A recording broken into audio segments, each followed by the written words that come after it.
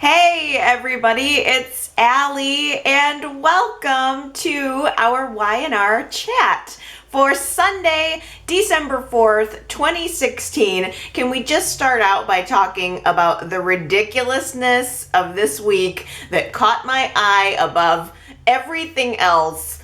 Sharon's awful sweater. What the heck was she wearing? It was one of the worst things I've ever seen that woman wear in my entire life. It was like a turtleneck, but the chest part of it was cut out. It looked like she just had on this weird neck brace. I couldn't even look at her for like Wednesday through Friday. I'm looking at the woman thinking, she looks like she's walking around town with a neck brace on. Did Sharon break her neck, or does she have a hickey that she was trying to cover up? I don't know what it was, but it was terrible.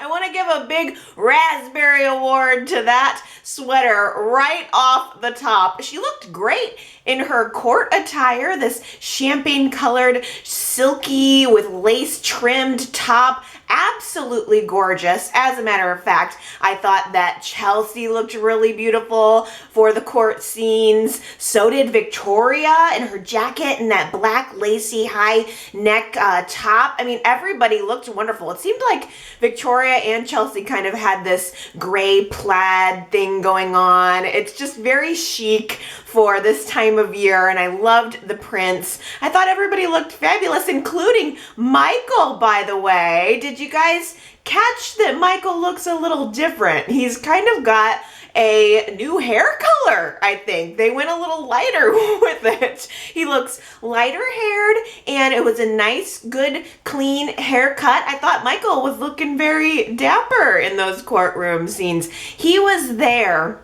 representing Sharon and Dylan in their quest to get visitation rights for Christian, a boy who is not their son, while Leslie is on the other side of the courtroom with Nick, representing the man who kind of, sort of, maybe is or is not Christian's father.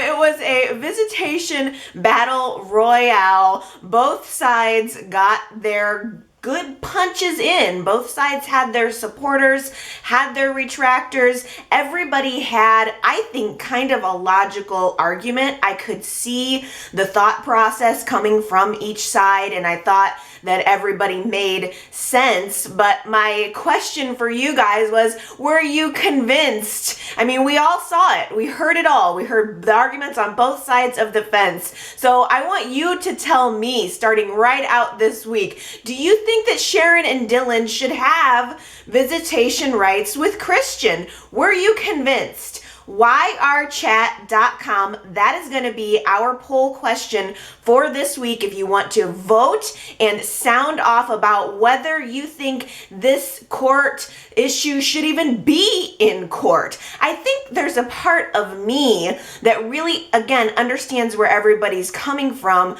but wishes that it didn't have to go to court. It was just one of those things where I thought, why can't the family work this out in between them? It seems like mediation would have helped out a little bit. It didn't seem like something that needed to be thrust into the public eye and thrust into the public courts after everything that all of these people have been through. But it did sort of seem, at the beginning of the week at least, like Sharon and Dylan might actually have a case, that things might actually work out in their favor, even though Sharon is a social pariah. Nobody wants to have anything to do with Sharon. Pretty much everybody agrees that what Sharon did was wrong.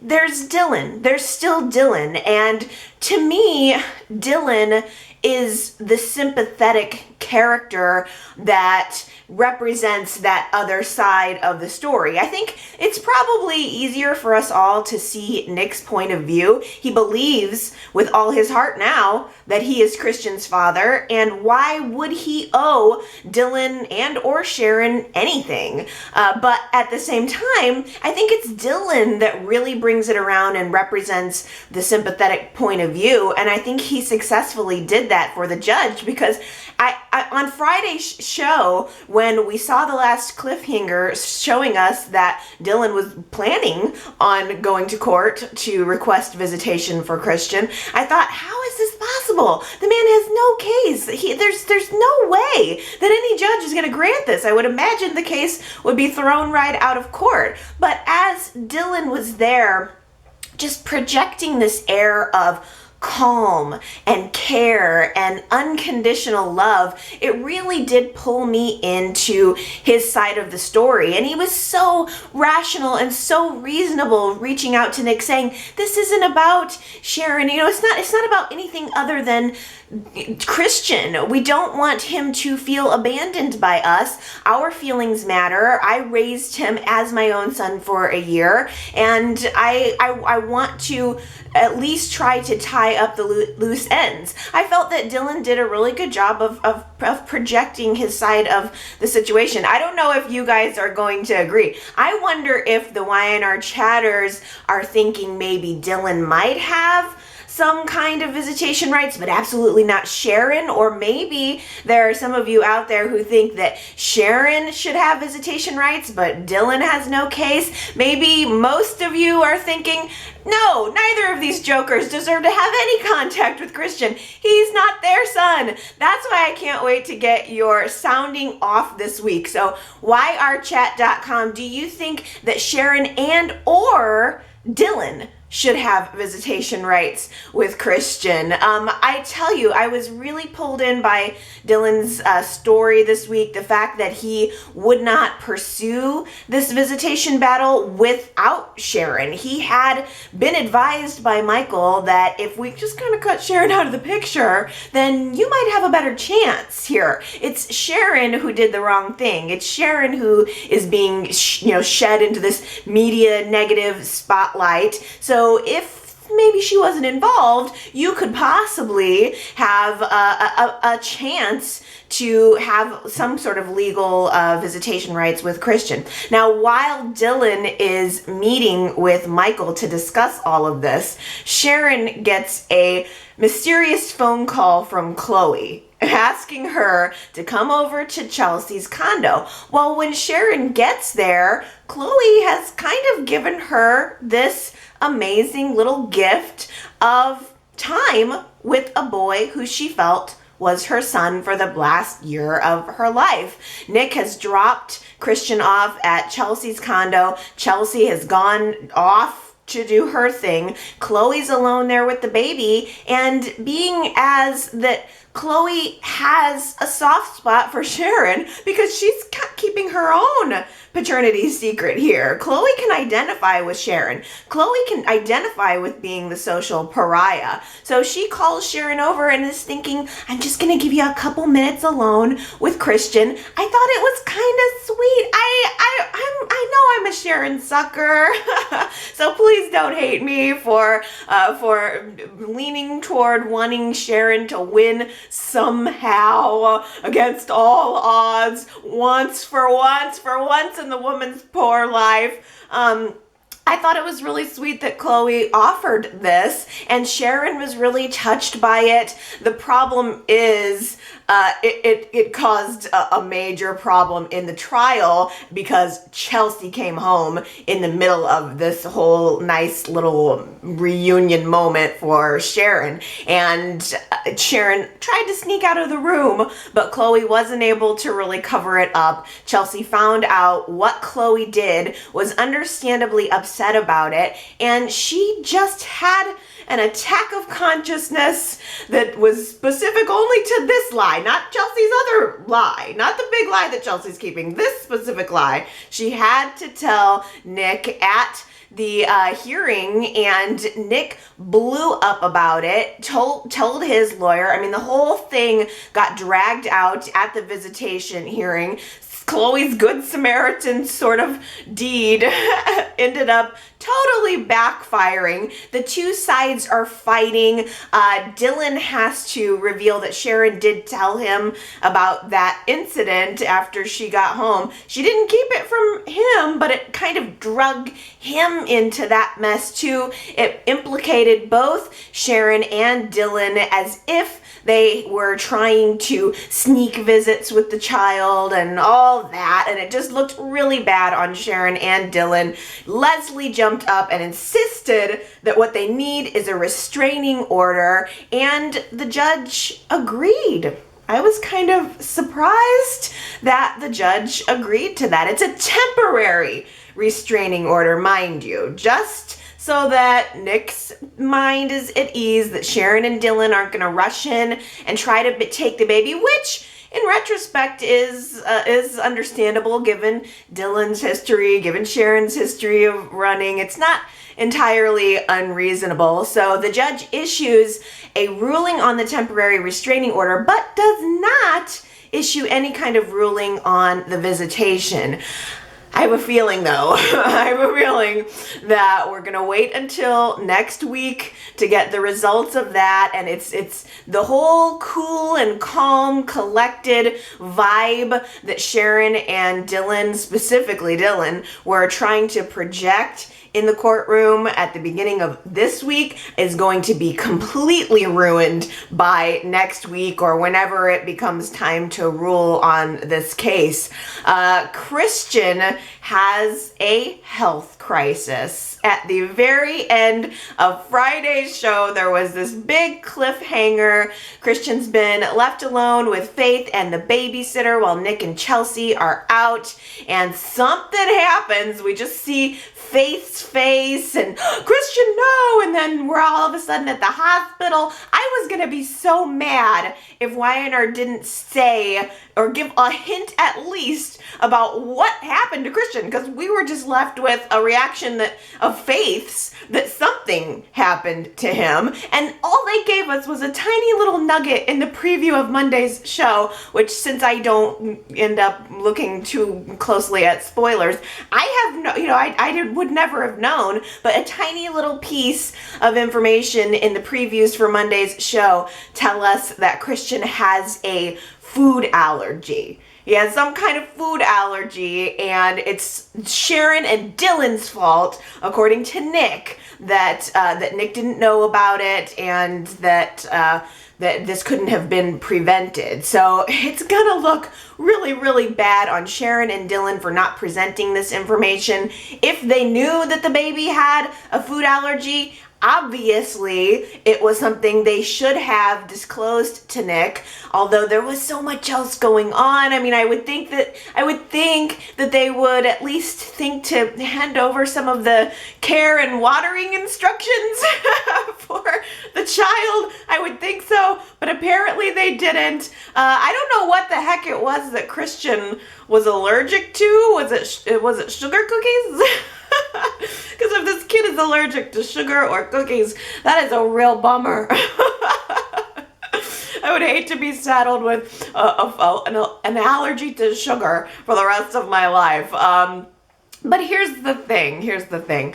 I have been, of course, browsing around the comments at yrchat.com to get your speculations on the food allergy issue. And I've been listening to voicemails and everything you guys have been saying. And it's funny because for once, I am kind of resisting the urge to speculate that this incident with Christian's health is somehow going to lead to the revelation of the paternity issue. Everybody seems to be talking about blood tests and paternity tests, and is there any way that whatever is wrong with Christian is going to lead to an eye problem maybe that will reveal that Adam is the father, or for some reason he's going to need some sort of medical intervention and it will become revealed as a result of this incident that Nick is not his father. Everybody's talking about that, and for what I would be talking about that too, but there was something in me this week that thought, I just don't even think so. Something in me thinks that I can't see this leading to the paternity secret. I feel like the paternity secret is still several weeks away. In my, it's bizarre. And it's also, I guess the other thing is that it's so predictable. It's such a trope that this is how the paternity would end up forcing maybe Chelsea's hand, or either forcing Chelsea's hand to tell the truth, or forcing Nick to at least have some red flags going off in his mind. And part of me thinks that Y&R wouldn't go so obvious about it. I don't know. I'm probably the lone wolf here. Why should it be any different than any other opinion? But part of me just really thinks that the main reason we're seeing this Christian health crisis right now is simply because it's going to be splashed all over the pages of Genoa City Buzz, GC Buzz, probably by next week with the help of a certain babysitter. This incarnation of Hilary is one of the best additions that I've seen to the show in a long, long time. I think Hilary adds so much, not only to this particular storyline as it comes to exploring what Sharon did, but on a larger scale. I just think that Hilary and this version of Hilary it just fits so well on Y&R. It is unique. I like seeing her badgering people before court, during court, after court, and she does it in such a bitchy way. She is GC's resident bitch, and I like it. I hate to say it, but I guess it's more of a I love to hate it kind of thing, because I am watching her harassing the Newman family and getting up in their face with her phone, and I'm seeing Devon in the background watching her do it, and I'm thinking, how can he not be embarrassed by her? If that was my wife, I would feel humiliated. He's a billionaire. I think Devon wants to be legitimate. I think he wants to show that he is Catherine Chancellor's grandson, and I think he wants to project respectability, and here Hilary is undermining him and going in the opposite direction at every single turn, and I just think to myself, how on earth can he put up with her?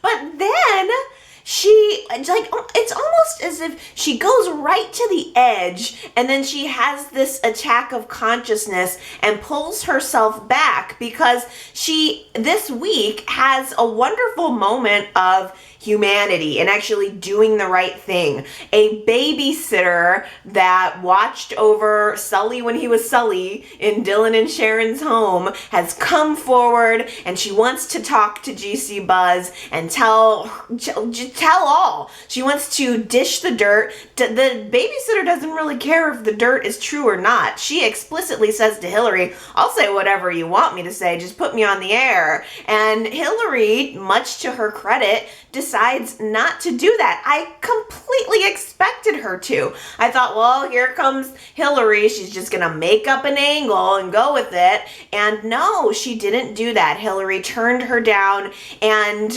revealed to Mariah that other people like that have come forward and have said that they have stories to tell about Sharon and Dylan, and Hilary hasn't pursued it. So in doing that, it kind of prompts a little bit of trust in Mariah, and all of a sudden Mariah and Hilary are getting along after weeks and weeks of them being at each other's throats, and Hilary bossing Mariah around for this job that she doesn't really need, and I'll never really understand why Mariah continues to work there. But Hilary has this smart moment where I think the good values that Devon is trying to instill in her, she goes with. She decides to actually be a reporter and actually try to put out the real news, and Mariah takes that as a sign that maybe Hilary could be used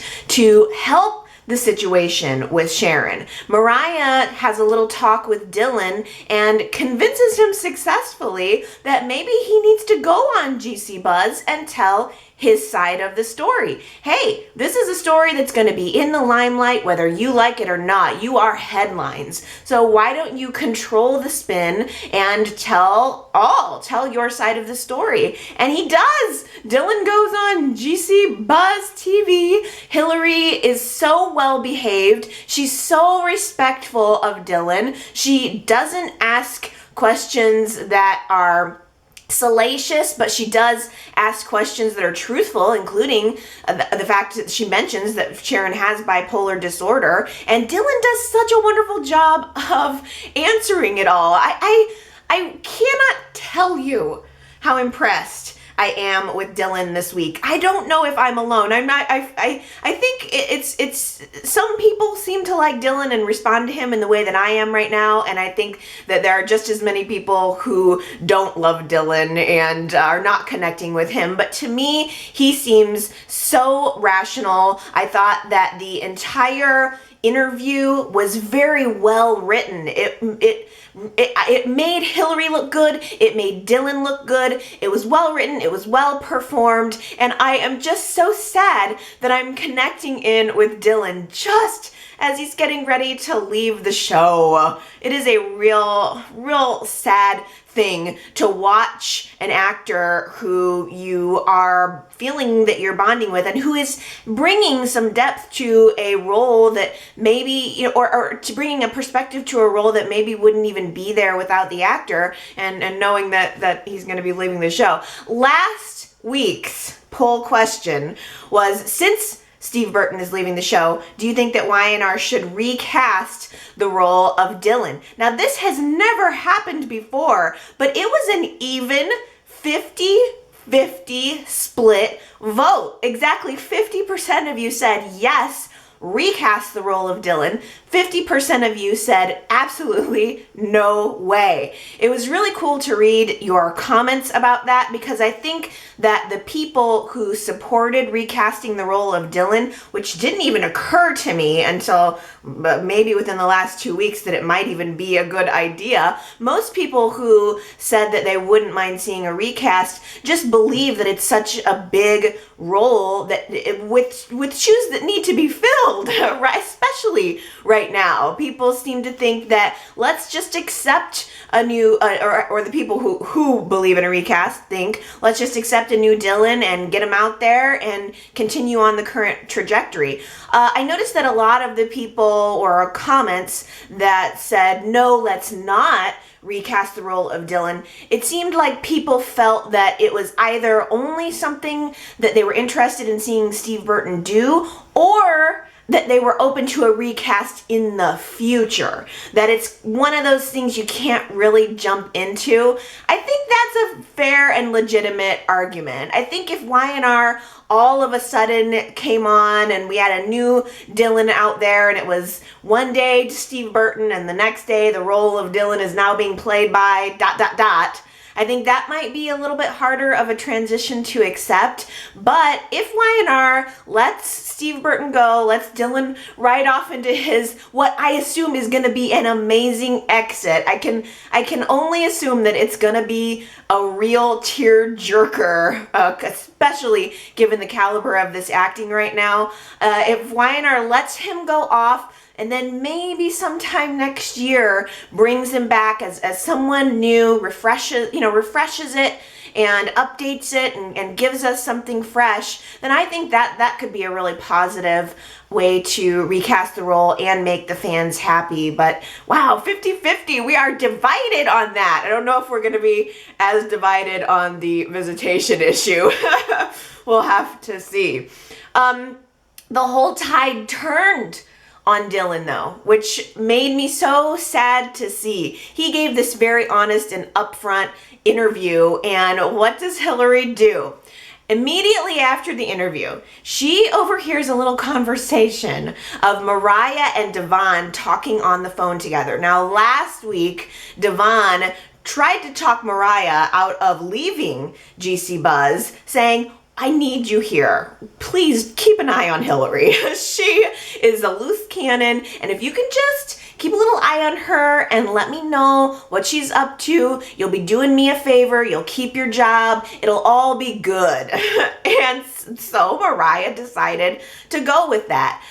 Hilary overhears Mariah having a phone conversation with Devon, telling him, hey, actually Hilary did a good job with this interview. The gist of Devon and Mariah's conversation let Hilary know that Devon was paying her and keeping her on to keep an eye on her, to keep an eye on Hilary, and nobody keeps an eye on Hilary.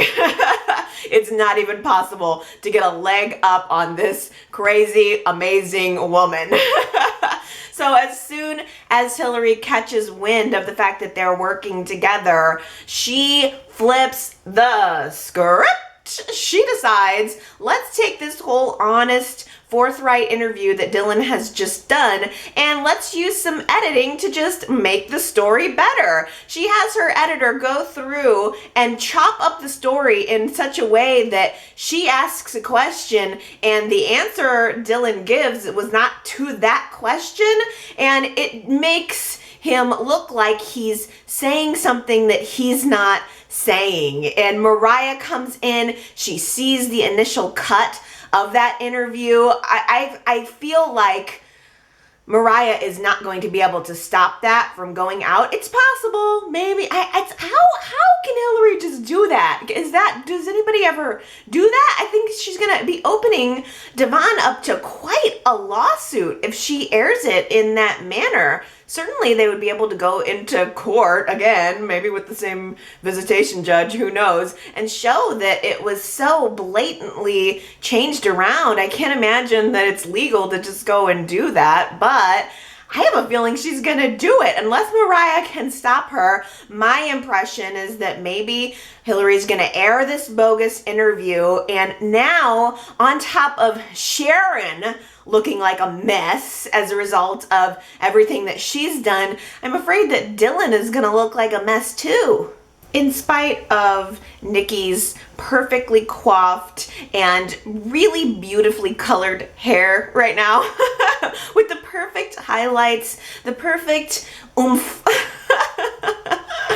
looking so fine right now, Nikki. Why does she have to accept that she is in the middle of this battle between her two sons? And furthermore, why does she have to pick a side? Victor, of course, is pressuring her that she's gonna have to choose which son she agrees with, which is entirely ridiculous. There's no reason that Nikki has to be in the middle of any of this, but she willingly goes there. It feels like she has the opportunity to stand up and say, I'm not gonna get in the middle of this. I understand both of my sons. I'm gonna be mature. I'm gonna stand back. I'm gonna try to talk to them. I mean, if anyone would have been able to keep this situation out of the court, it should have been Nikki. Nikki should have been motherly. She should have been the matriarch of the family. She should have called a family meeting, brought both of her sons together and say, why can't we work this out? Let's come up with a solution. Instead, she allows herself to be put in the middle. And while I do empathize with her position, I thought she was being real obvious, too obvious, about whose side she's really on. I don't know if Nikki feels extra defensive of Dylan because Nick has so much support and Dylan doesn't. I wonder if Nikki feels that Dylan is someone who just needs her in a kind of a wounded bird sort of way, or Nicholas has had the benefit of having a mother for his entire life and Dylan doesn't, so I want to try to mother him now. But it really, I think, made her look bad. I think it made her look like she was picking a favorite son, and I didn't like it. I didn't think it was necessary. She very easily could have helped to make the situation better. Instead, she made it worse. Nick is not very happy with her right now, and kinda I think she deserves it. Sorry to say, but I think she does. She did come up with the solution of the week, though. I can't believe it didn't occur to her before. Nikki's solution, and this makes sense if you're Nikki. The thing that's going to solve this entire custody Christian issue, the thing that's going to make everything better in both of my sons' life is, let me think, if Sharon is completely out of the picture. Let's just remove Sharon from the situation and everything will magically be better. It makes complete sense. And Nikki decides to go to Sharon and present this solution. She says to Sharon, you know, if you love Dylan, why don't you prove it? Why don't you just walk away? If you love Dylan as much as you say you do, then I think you should leave him, and I think that you should save him the problems associated with you and your mess. He can probably see Christian if not for you. I mean, Nikki just lays it all flat out on the table, doesn't seem to factor in that her son Dylan loves his wife, that it might hurt him if his wife left him, that if he lost his child and then his wife, it might be more devastating to him. Nikki just flatly lays it out there, sees this as an opportunity to get Sharon out of the picture. And you know what? Dang it, it kinda worked. Why? Why would Sharon give one iota of credence to any idea that came out of Nikki's mouth? Can you believe that the very next step Sharon took after that meeting with Nikki was a meeting with Michael Baldwin to tell him that she wants to file divorce from Dylan, her husband? What? Really? Sharon, really? Can we, does she need some additional training on decision making? Sharon has no really practical life skills here. It feels that at every step along the way that Sharon, it comes to a fork in the road and there's a right decision and there's a wrong decision, and she always chooses the wrong decision. You really think that divorcing Dylan is going to make anything better? Yeah, can you imagine? I'm watching this and I'm thinking, this is just another decision that Sharon is trying to make about Dylan's life without consulting Dylan.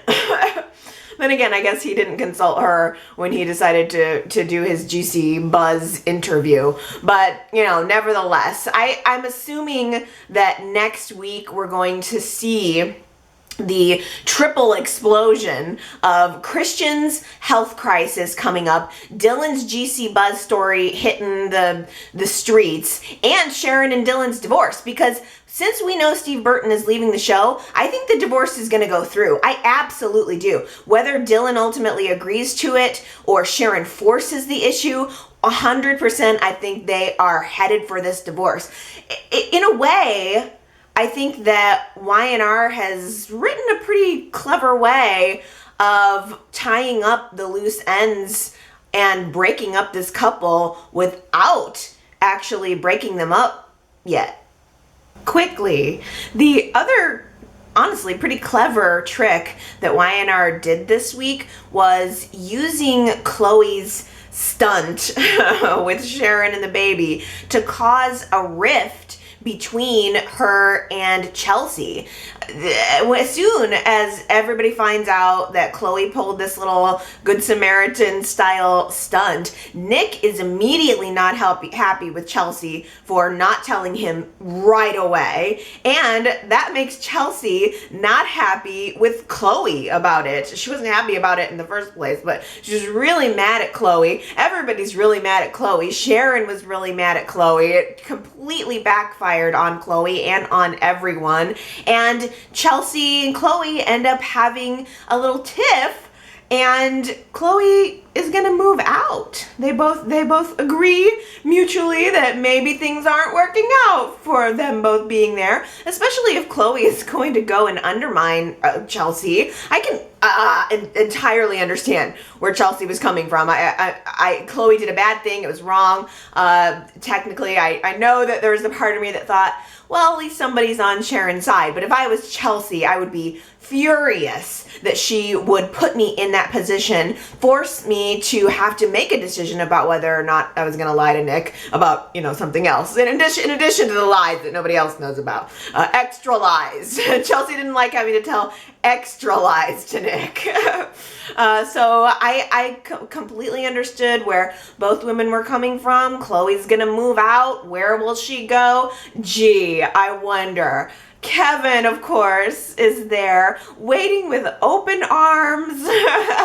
There's nothing that Chloe could do or say that could ever turn that man off at this moment. I think he is a puppy dog in love with her forever. So I'm sure Chloe is going to go through with moving in with Kevin, which now leaves Chelsea's condo door wide open for Nick anytime he wants to come over and frost her cookies. Alas, the golden boy is not so golden after all. He was, I guess, just gold-plated, our Travis. I tell you, if I didn't know better, I would assume that Y&R was writing him off the show forever, because where do you go from here? He's got no woman, no job, no nothing. First in the week, Victor lets Travis know that he doesn't like being sidestepped when it comes to his daughter. Victor didn't appreciate that Travis didn't ask him for Victoria's hand in marriage. And Travis stands up to Victor and says, well, let's just not let any of this be a problem anymore. I quit. I was with Travis at that point. I thought, good, quit that job. Obviously, things are not working out there. Get on the road to somewhere else.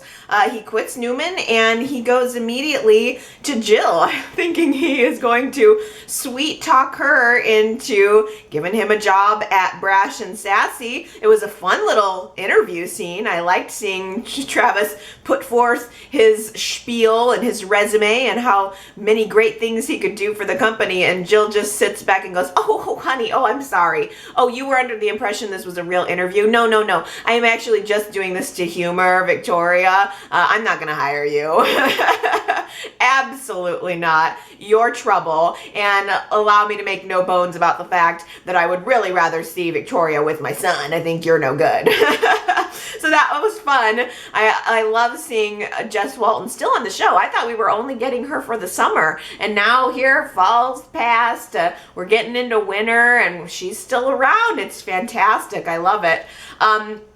Jill is also very in tune with her son. It doesn't take a real genius to be able to read Billy and know that there's something going on in his mind, that he knows something about Travis that might affect whether Victoria wants to marry him or not. And Jill picks up on that fact immediately and tries to convince him to tell her. But Billy advanced his position this week by saying, the reason I'm not telling Victoria about anything I know is that I've already hurt her enough. I've already done enough damage to her life. So I'm not going to do anything to hurt her anymore. Now, I feel so, I don't buy, it really ticks me off. I don't buy Billy's self-sacrificing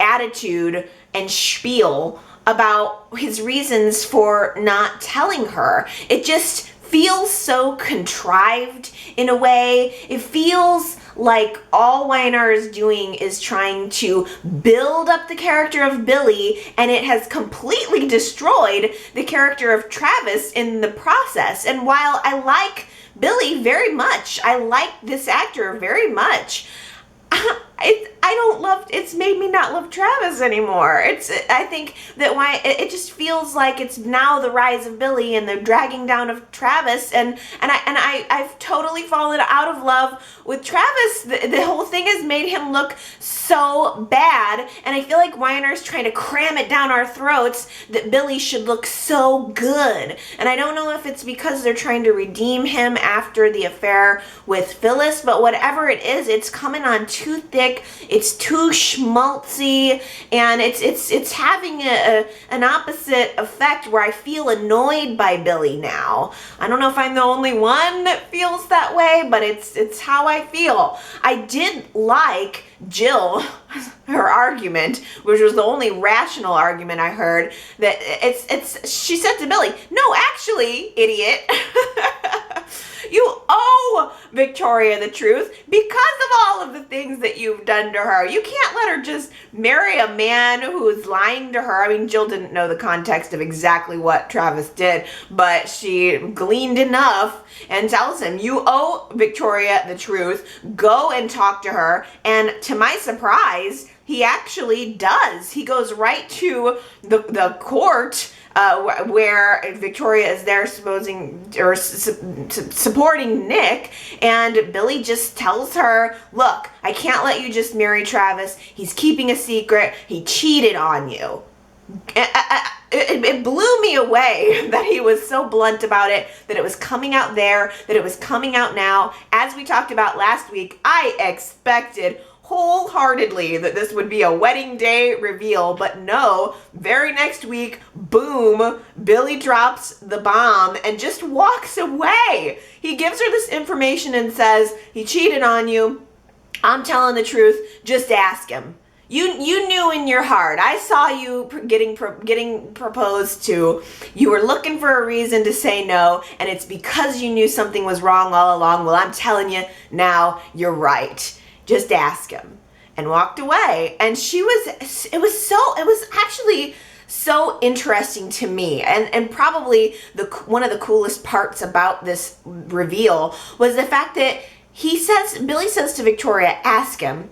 And then Victoria and Travis have a moment together, and immediately she doesn't ask him. He was really right about her. She just knew.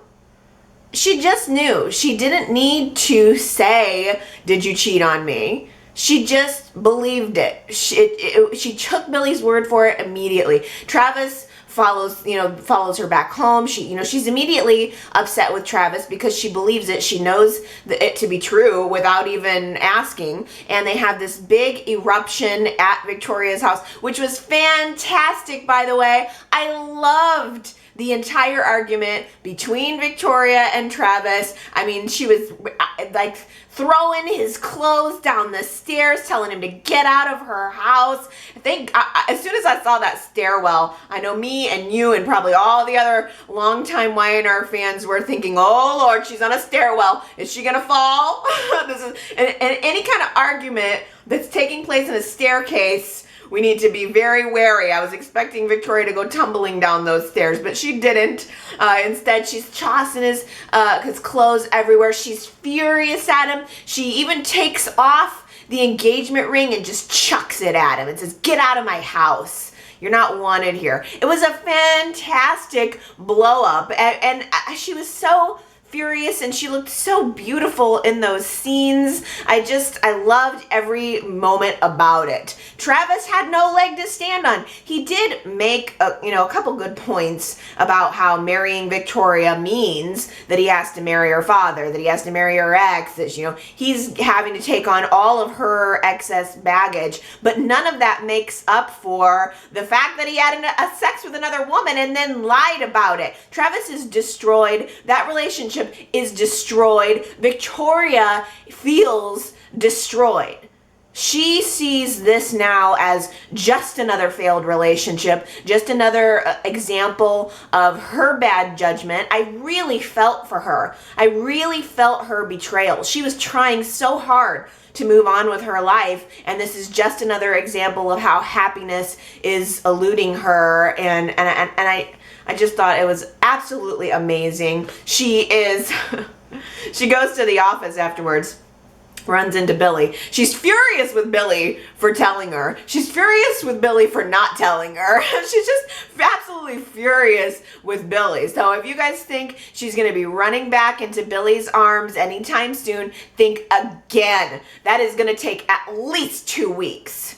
As soon as Kane finds out that Jill is interviewing Travis, he sends himself into a tizzy. He immediately is fearful that Jill is trying to replace him. Kane is needing so badly to recover from a surgery and to stay at home and to relax. And the fact that Jill is hiring potentially, or in his mind, an executive, he thinks that he is being replaced. I think that in Kane's mind, the injury that he's trying to recover from now is threatening everything that he wants to be, everything that he wants to do. It's threatening his work. It's threatening his ability to play with his kids. It's threatening his ability to make love to his wife, which is too bad because that makeout scene that he and Lily had the beginnings of something great. I was ready to see that come to fruition, and it unfortunately did not. I think that, I don't know how long it'll take, but my guess is that maybe Kane is going to develop the painkiller addiction. We've seen more and more longing looks at the bottle this week. He's trying to resist, but I'm sure all know that he will eventually cave in. And I wonder if Kane is going to end up being a patient at the Abbott Winters Foundation, which Jack is back now at, by the way, or he's seeming like he's transitioning back toward now. So I feel like we're building up the Abbott Winters Foundation. This might just be a short little story to have Kane have an experience where he is, addicted to the painkillers, where the Abbott Winters Foundation, Neil and Jack can help him and to kind of bolster that business. Maybe Kane is ultimately going to leave the rat race at Brash and Sassy, and maybe he will take a job at the Abbott Winters Foundation. Maybe he can work with Lily. That seems to make more sense. I like seeing Lily and Kane working together. We saw a couple weeks ago what a very capable businesswoman Lily is. So I think it would be kind of cool to see Kane and Lily and Neil all working together at that Abbott Winters Foundation and building that up and giving us a new business that's not maybe necessarily so cutthroat, but that can at least force something good into the forefront. I'm kind of guessing that's what this experience is all leading up to. In the meantime, though, Lily hired a therapist to come and help Kane recover from his injury. I'm sorry, but that whole thing is so freaking unrealistic. Lily, I'm sorry, no wife would intentionally hire a big-boobed, sexy physical therapist to help her husband get back on track. Totally unrealistic. That would be in the job description. The first thing I would do would be to find the most homeliest, ugliest, stanky woman who's absolutely no threat to me whatsoever to be around my husband helping him recover from his injury. Hilary Hamilton has a one-track mind. Forget about the poor and unfortunate was last week's Who Said It quote. That was, of course, Hilary. She said it to Mariah while they were at the coffee house. She's supposed to be doing an altruistic story for Thanksgiving on the homeless, and she turns to Mariah as soon as she sees a scoop building, and she says, forget about the poor and unfortunate. Things are about to get interesting. That is Hilary's motive once and for all. Quite a few people caught that one. It seems like a bah humbug kind of Hilary quote to have. So congratulations to everybody who guessed that quote last week. It was Sandra, Justin, Crystal, Henry, Cheyenne. Now I love this name. I think you're new. Karishma? I love, that's a fantastic name. Karishma. I love that. Gina, Tanya, Consuela, Connor and Jamie. Congratulations, you guys. You all got that quote right. Can you do it again? I love this quote from this week, because this is something that that has been said in my family, and it jumped out at me, and I thought, I wonder if anybody else knows that line and caught it. So here's this week's Who Said It quote. Better than a poke in the eye with a sharp stick. It's something that, I don't know, my mom, my grandmother have always said that. It's like something comes up and it's maybe not so, it's all right, but it's definitely better than a poke in the eye with a sharp stick. So if you think you know who said that line, you can go to yrchat.com. You'll see where you can leave your guess. And if you get it right, I will give you your shout out and your congrats on next week's Y&R Chat. Well, thank goodness Gary agrees with me about Billy and his attitude. Gary left me a voicemail this past week saying, I just find it's annoying that Billy has become so noble all of a sudden after all of those months of being a complete narcissist. Thank you, Gary. I'm glad to know that I'm not the only one who feels that way about Billy. And not only, I will add that this whole altruistic attitude that Billy's got going on now, self-sacrificing, extends not only to Victoria, but did you catch how Billy was trying to be really insightful about Kane and his condition? We're seeing Billy looking on at Kane, realizing that he's in pain, trying to give Lily a heads up about it, which is not the wrong thing to do. I'm not saying that it's not right. It's just that I feel Y&R is trying to build Billy up to be this kind of saint, and he's not. It feels like it's being crammed down our throats to redeem him from the whole fact that he slept with his brother's wife. And I like a little bit of edge on my Billy, and I don't like getting the goodness and the nobility crammed down my throat. It just bugs me. Connor at yrchat.com says, okay, I was very impressed with Victoria this week. That scene of her throwing Travis out, I felt her emotions. I'm really glad that you zeroed in on that, Connor, because can we also just say Amelia Heinel was incredible in those scenes. I felt it too. I really did. I understood what she was going through. I felt her betrayal. I thought the actress gave a really, not only emotional performance, but she was physically really good. As she was throwing the clothes down the stairs, as she was stomping out of the house, throwing the wedding ring back at Travis, I felt it. It seemed like it was something that was just coming out of her. It was coming from her physically. And she said, I tried to talk myself into marrying you. And now, here I'm glad I know now. Get out of my house. This is a woman who let Travis into her home, into her children's lives, and now here she is standing betrayed and humiliated. And she just announced the engagement a couple of days ago, and she's gonna have to turn around and admit that she was wrong about the man in front of her family, her friends, her colleagues, Billy. It was a good scene. Oh, so many comments about Sharon this week and the whole custody battle. Let's start with Daisy on Facebook. Daisy says, I think Sharon left out Christian's allergy problems on purpose. I can see where Sharon would do anything to make Nick look bad, and one way to do that would be to leave out vital medical information on Christian. I just don't trust Sharon right now, Daisy says. To me, she's living in a fantasy world, so I wouldn't put it past her to sink that low to get Christian back. Wow, I hadn't even thought about that, Daisy. It didn't even occur to me that Sharon would have done that on purpose, but it certainly does speak a lot to where the fans are right now and what they think of her, because also Sean at yrchat.com says, I find that it's disgusting that Sharon and Dylan are fighting over Christian to keep to keep him in their lives. I mean, it's Nick/Adam's son. I hope it's not too late for Nick to follow up on those kidnapping charges, because why should Sharon and Dylan deserve to have custody over Christian? Wow. Everybody's definitely, or it seems there's, I want to make sure that I'm presenting the anti-Sharon, anti-Dylan side, because I'm a softie.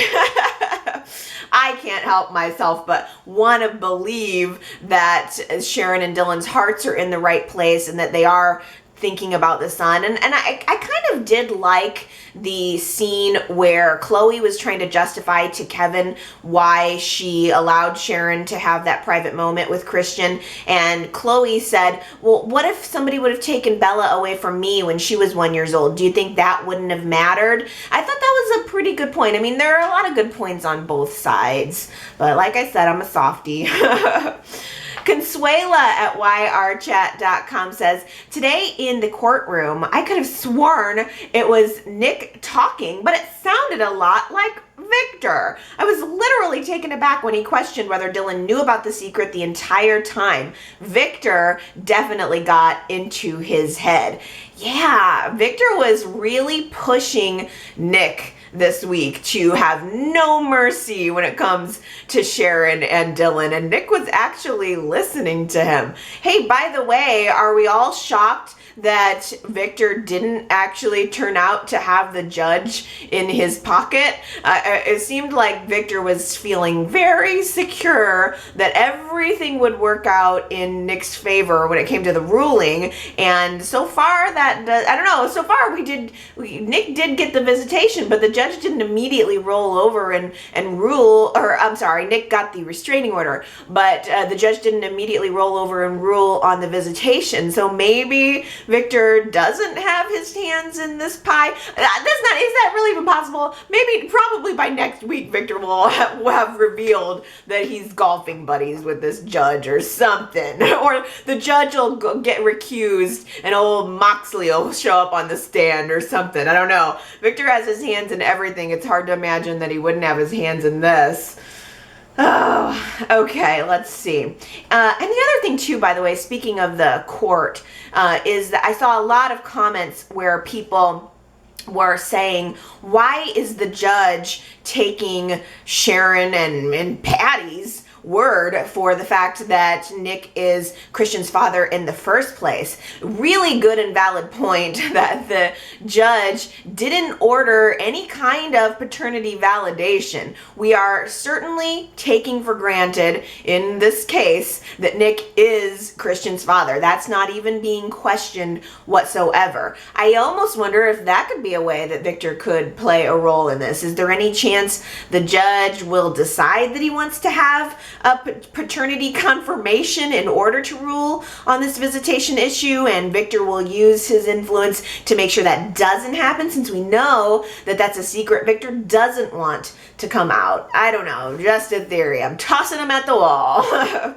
Lori Ann on YouTube says, unfortunately, Chelsea's relationship with Nick is basically to cover up the fact that Adam is Christian's biological father. Chelsea and Victor now share this weird sort of bond, hiding the secret together. It kind of makes them allies now. Chelsea is getting kind of Miss Prima Donna attitude now that she spends a lot of time with Nick. I'm kind of glad you brought that up, Lori Ann, about Chelsea's attitude, because I think it's again a good observation. Chelsea, she is kind of uppity and kind of judgy when it came to Chloe and what Chloe did and the lie that Chloe told, but Chelsea is sitting on a pretty big secret there too. And she's not telling Nick the full truth, and I think that's eating at her. Maybe that's why she lashed out when it came to Chloe's lie so hard, but I wonder if any of the other fans are feeling that way right now. What do you guys think about Chelsea's attitude? Is she getting kind of uppity? Is she being a little too judgmental given the fact that she's keeping a secret too? Okay, last comment here from Tina Cole at yrchat.com says, Devon and Hilary's relationship is exhausting to watch. I feel like Devon is always chasing after Hilary, but can barely keep up, like a dog walker being dragged along by a dog. I see no romance, and I want a lot more for Devon and in a relationship where he can shine. I like Devon and want to see him with someone new. I was kind of thinking that a little bit this week because we're seeing a little bit of a friendship developing between Devon and Mariah, and especially in those early scenes outside of the courtroom where, as you say, Tina Cole, it does feel like Devon is just trying to reel Hilary in as if she's on a leash or something, and it's just not successful, and he's turning to Mariah to help out with that. I did think to myself, I wonder if there's any chance that Mariah and Devon could develop some sort of romance. I mean, for right now, it seems like a friendship, and that's kind of cool, but we're clearly transitioning away from Kevin and Mariah having any kind of romantic connection. Maybe leave the friendship for Mariah and Kevin and maybe open up a romance for Devon and Mariah. What do you guys think? Okay, you guys, that does it for me for this week. It might end up doing it for me for next week too. I think I'm technically in early labor right now. I was really hoping that I would go into labor during Y&R Chat. That would be the most dramatic way to do it. But no such luck. But I do think it's coming very, very soon. In fact, full disclosure, I am recording this on Saturday because I got all the episodes watched and I feel like I'm getting close, and I'm nervous that I want to be able to Y&R Chat while I can. So if you're seeing this, maybe if you're seeing it Saturday night or very early on Sunday, then I did end up going into labor.